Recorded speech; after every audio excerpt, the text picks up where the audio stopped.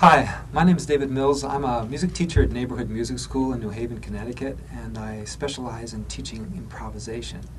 And although I'm a guitarist, I always sympathize with young violin students who would complain that school music programs often don't give them the same opportunities that we give to wind and percussion students who can be in all kinds of ensembles and bands. So I sort of devoted myself to working with bringing the violin into band situation.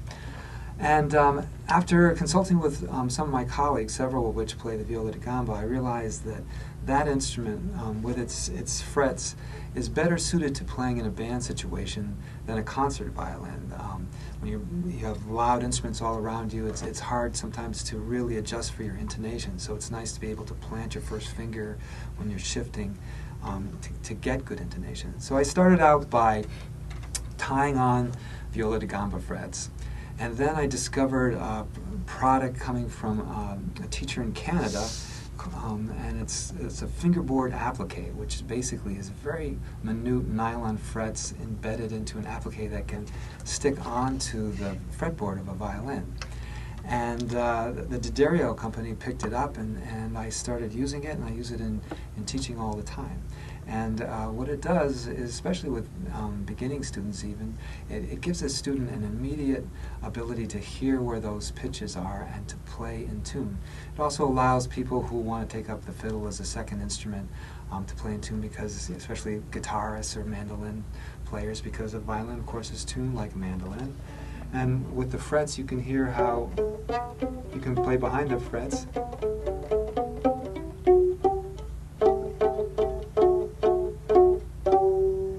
And be in tune. One thing I'd like to point out, when you play the guitar and you release tension with your left hand, you choke off the sound of the string.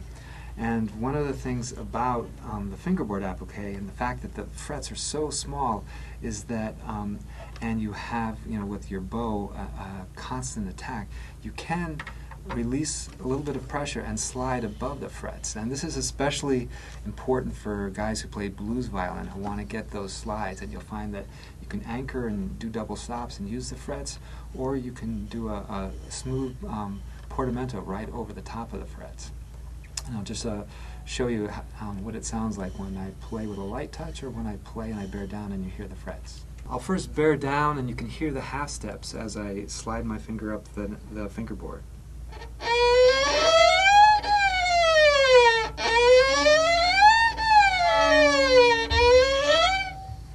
Now if I use a lighter touch, I can slide right above the frets.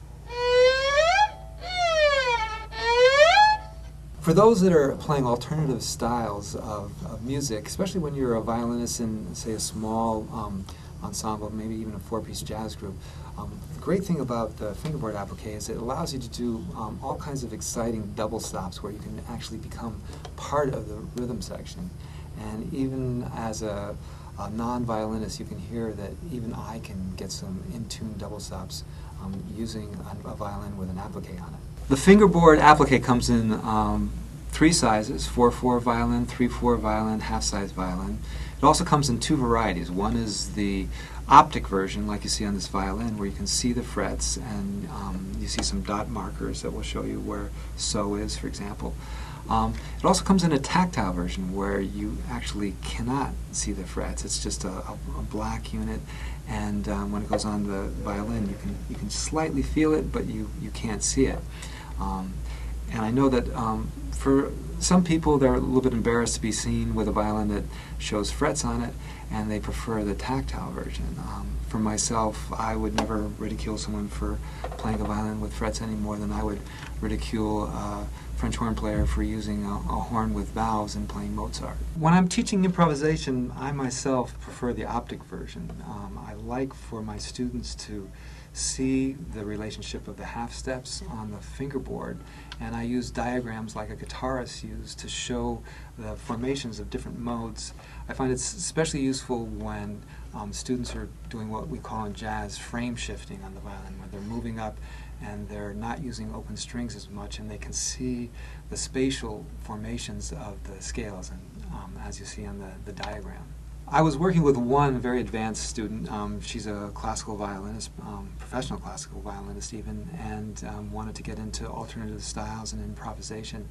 And for her, she said that when she plays a violin with an applique on it, it allows her to play more freely and not think so much. So the applique is not just for people who are looking for intonation help, because certainly she does not need that help, but it provides for her a different kind of instrument to work with when she's improvising.